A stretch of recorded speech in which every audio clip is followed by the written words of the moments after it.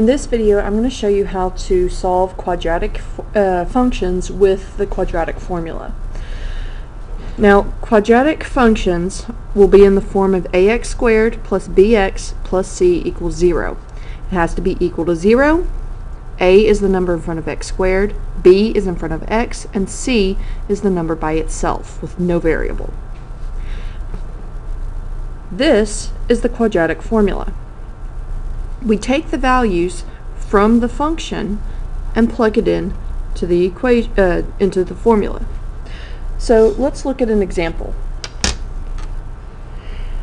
In this function, in this equation, our a value, which is the number in front of the x squared, is equal to 1. Remember that if you don't see a coefficient, it's a 1.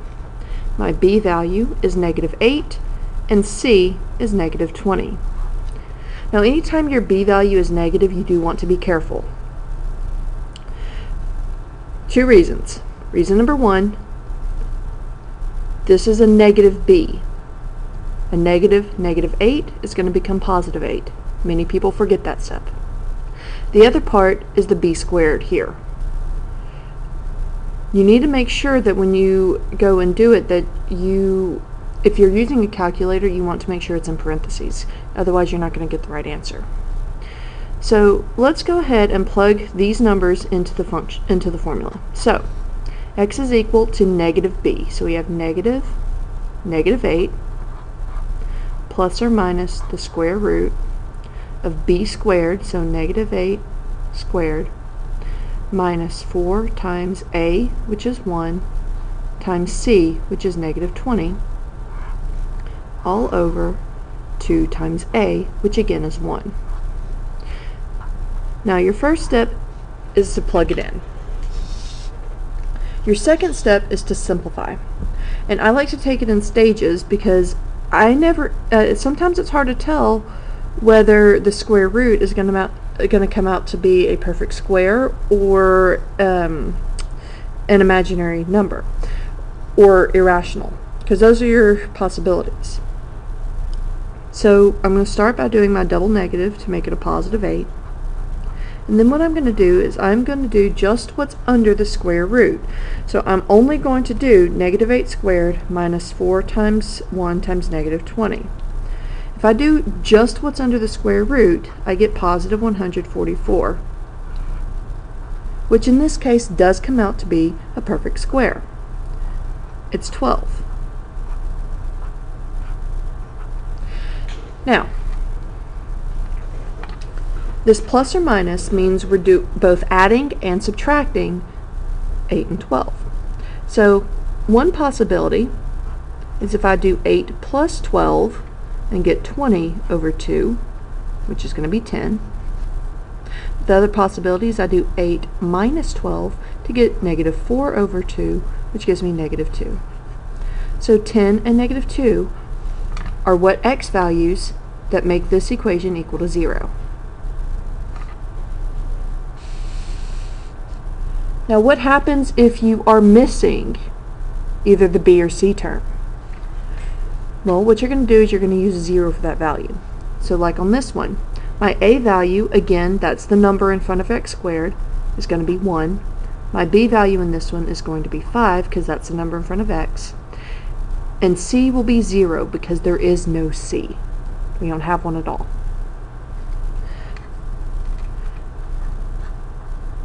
Plug your numbers into the formula. So -b, that's -5, plus or minus the square root of b squared, so 5 squared, minus 4 times a, which is 1, times c, which is 0, all over 2 times a.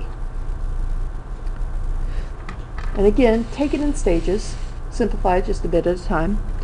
-5, just bring it over, plus or minus the square root.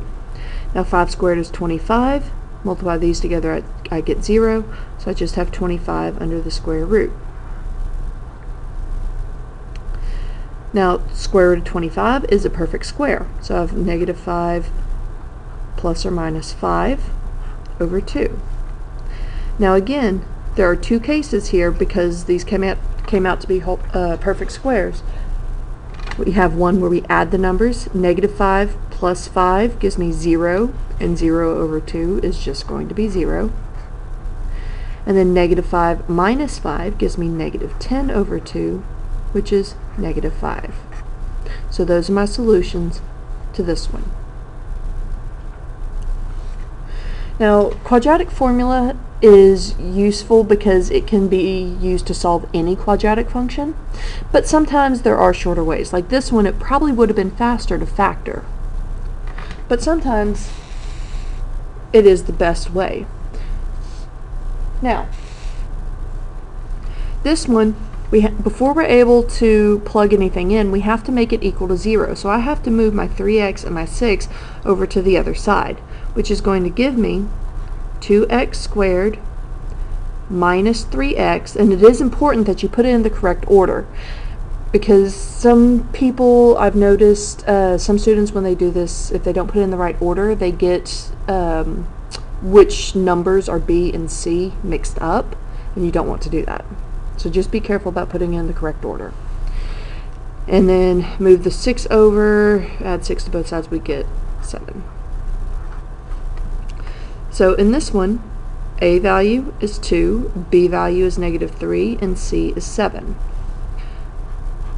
So x is equal to -b, so -3, plus or minus the square root of b squared minus 4 times a times c all over 2a. Now again, when you go to simplify this, you want to take this in stages. Don't try to do it all at once. I know the ones I've worked so far have come out to be perfect squares, but they don't always, like in this case.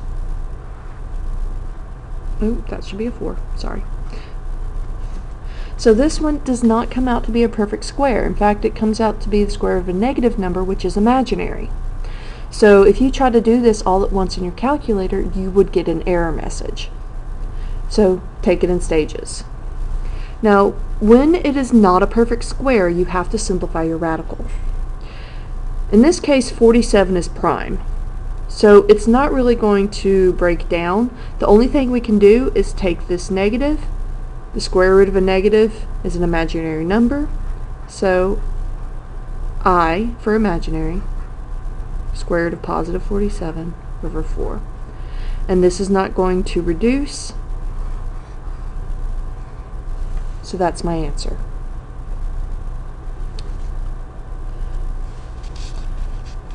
Now let's look at a couple more, including some where we can simplify the radical.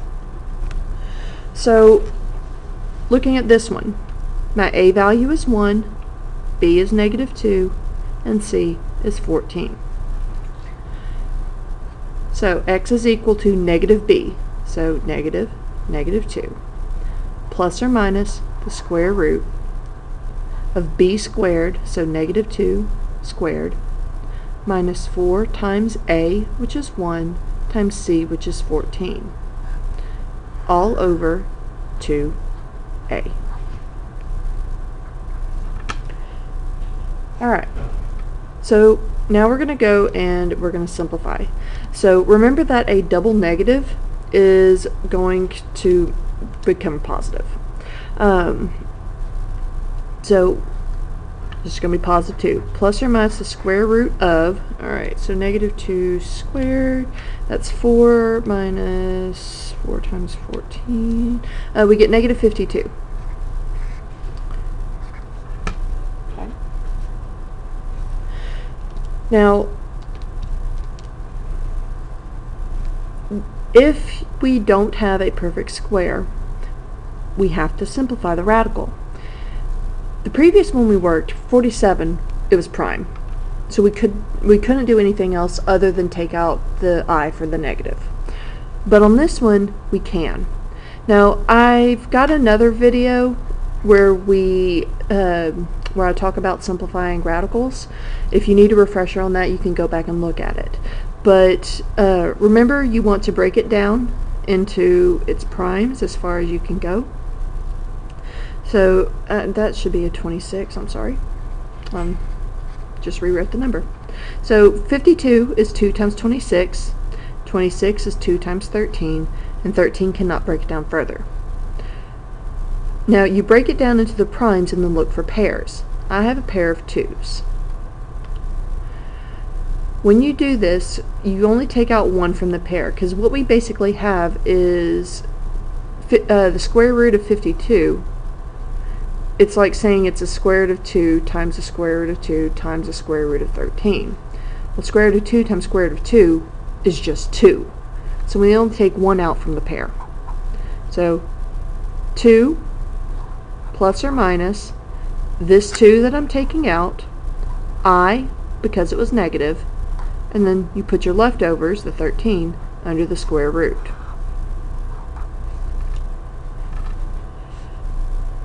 Still not quite done because I can reduce this. At this point, kind of ignore the I in the square root and look at the coefficients. 2, 2, and 2.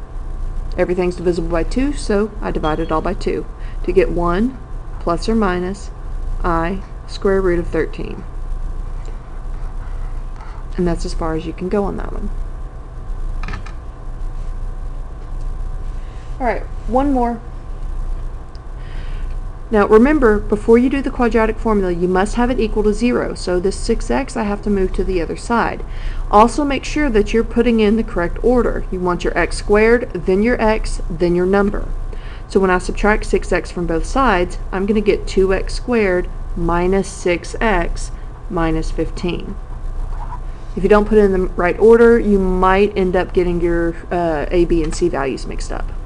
So in this case, a is 2, b is negative 6, and c is negative 15.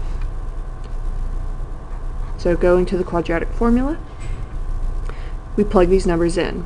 X is equal to negative b, so negative 6, plus or minus the square root of b squared minus 4 times a times c all over 2a.